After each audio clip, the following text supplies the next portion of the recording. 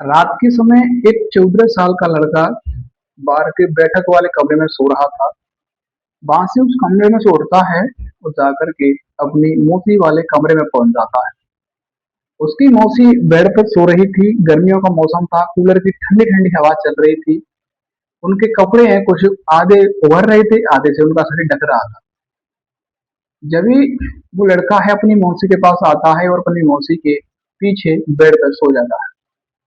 उसके बाद अपनी मौसी के धीरे धीरे से कपड़ों को उतार देता है और अपनी मौसी को निर्वस्त्र करके अपनी मौसी के साथ वो वहां पर गंदा काम करता है।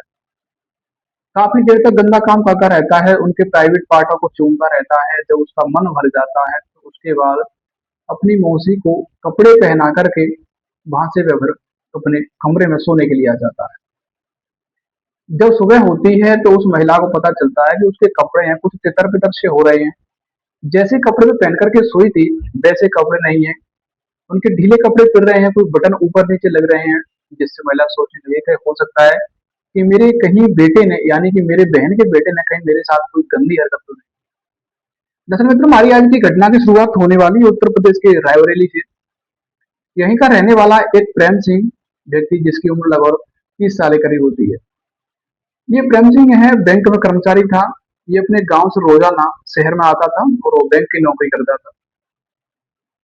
लेकिन प्रेम सिंह की किसी आकस्मिक कारण से, पता नहीं इसके दुश्मनों ने या कहीं अकस्मात किसी कारण से इसकी सड़क दुर्घटना में मौत हो जाती है। इसकी जब मौत हो जाती है तो मौत हो जाने के बाद इसकी पत्नी जिसका नाम सुगंधा होता है ये विधवा हो जाती है और अपने 3 साल के बेटे के साथ घर पर अकेली रहने लगती है। सुगंधा के घर में सुगंधा के 3 साल के बेटे का जन्मदिन होता है। जब ये सुगंधा है अपनी बहन रिया के लिए फोन करती है और कहती है, बहन मेरे बेटे का जन्मदिन है, आप ऐसा करो मेरे बेटे के जन्मदिन में आ जाओ। जब रिया कहती है कि बहन तुम्हारे बेटे का जन्मदिन है, बहुत बहुत बधाई है, ठीक है लेकिन मैं नहीं आ पाऊंगी। मेरा बेटा है जिसका नाम राघवेंद्र है, उम्र 13 साल है, वो तुम्हारे पास आने की बोल रहा है। उसकी स्कूल की भी छुट्टियां हो गई हैं, बोल रहा है कि मैं मौसी के पास रहूंगा, कुछ समय के लिए मौसी के पास जाऊंगा। सुगंधा कहती है ठीक है बहन, कभी तेरे को टाइम मिलिया कर तो कभी कभार आ भी जाया कर, मैं भी तेरी छोटी बहन हूँ, मेरे पे भी दया रखा कर। रिया कहती है ऐसी कोई बात नहीं है, तुम मेरी बहन हो, मेरी बेटी के समान हो, मैं अभी टाइम मिलेगा तो जरूर आऊंगी राघवेंद्र को लेकर। उनकी बहन कहती है ठीक है, और राघवेंद्र है अपनी मौसी के यहाँ रायबरेली में आ जाता है। वहां पर आता है, अपनी मौसी के मकान पर रहने लग जाता है। शाम का समय होता है, जो सुगंधा होती है उसका जो 3 साल का बेटा होता है उसका जन्मदिन मनाया जाता है, काफी धूमधाम से जन्मदिन मनता है। सुगंधा के जो मोहल्ला पड़ोस के व्यक्ति थे वो भी उसके बच्चे के बर्थडे में आते हैं, जन्मदिन में आते हैं। और भी उसने जो भी लोग बुलाए थे वो भी आते हैं।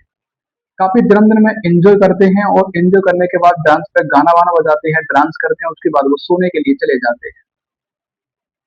जब सोने के लिए चले जाते हैं उसके बाद लगभग 2-3 दिन राघवेंद्र को रहते रहते अपनी मौसी के यहाँ रह जाते हैं, तो राघवेंद्र है अपनी मौसी से मन ही मन में प्रेम करने लग जाता है। राघवेंद्र है इतना नीचे गिर चुका था कि जब उसकी मौसी है टॉयलेट वगैरह करने के लिए जा रही तो उसको जगह जग करके देख, वह उसे नहाने के लिए जाती थी तो उसके प्राइवेट पार्टों को देखने की कोशिश करता था। मजबूरन अगर एक दिन राघवेंद्र है अपनी मौसी से कहता है कि मौसी जी मैं आपसे बहुत प्रेम करने लगा हूँ, मैं आपके यहीं रहूंगा, मैं अपनी टीसी कटा लूंगा, आपके यहीं पढ़ूंगा। ये बात जब उसकी मौसी सुगंधा सुनती है तो कहती है कि बेटे ये बात ठीक नहीं है, अभी आपकी बारिश सी उम्र है, छोटी उम्र है, अभी आपकी पढ़ाई लिखाई करो, इन कामों के लिए आपके बहुत दिन पड़े हुए हैं। राघवेंद्र उस दिन शर्मिंदा हो जाता है और सो जाता है। एक दिन रात के समय उसकी मौसी सुगंधा कमरे में सो रही थी। जब ये राघवेंद्र जाता है अपनी मौसी से कहता है कि मौसी मेरा मन कर रहा है कि मैं किसी के साथ संबंध बनाऊं, मेरा मन कर रहा है कि मैं आपके साथ ही संबंध बनाऊं। जब उसकी मौसी कहती है बेटा ये बिल्कुल सही नहीं है, आप ऐसा करो आज रुक जाइए, कल अपने घर के लिए चले जाना, ना तो मुझे आपके फोन कर करके आपकी शिकायत करनी पड़ेगी। जब भी राघवेंद्र कहता है कि मौसी आप घर पर मेरी शिकायत मत कीजिएगा, आप चाहे भले या मेरी पिटाई कर लीजिएगा, मैं अपनी आप घर चला जाऊंगा, मेरे से गलती होगी, मेरे को क्षमा कर। उनकी मौसी सुगंधा वो भी समझ रही थी बच्चा है कोई बात नहीं, वो भी कुछ नहीं कहती। कहती ठीक है आप यहीं पर रहो। सुबह का समय होता है तो सुगंधा है राघवेंद्र को दुकान पर दूध लेने के लिए भेज देती है। ये दूध लेने के लिए जाता है, वहीं मेडिकल की दुकान से एक नींद की गोली भी ले आता है और वहीं से दूध में डाल करके लाता है, दूध में गोली घुल जाती है। और उसके बाद उनकी जो मौसी है सुगंधा जो दूध को गर्म करती है, दूध को गर्म करने के बाद अपने बच्चे को पिलाती है और खुद पीती है। जैसे ही वो दूध को पीती है, वो उसको नींद आ जाती है और वो सो जाती है। और जो राघवेंद्र है इसी पल का इंतजार कर रहा था, ये बाहर के कमरे में सो रहा था। अंदर आता है और आकर के अपनी मौसी के गेट को खटखटाता है, जिससे उसकी मौसी नहीं बोलती है, तो ये समझ जाता है कि अब ये सो चुकी है। उसके बाद उनको झठेरता है तो वो नहीं जगती हैं। उसके बाद ये राघवेंद्र आता है और उनके कपड़े उतारता है, कपड़े उतार करके उनके साथ गंदा काम करता है। उनके प्राइवेट पार्टों को चूमता है, जैसे उसको होता है ऐसे करता है। उसके बाद जब उसका मन भर जाता है तो उसके बाद अपनी मौसी कपड़े पहना करके खुद बाहर वाले रूम में सोने के लिए चला जाता है।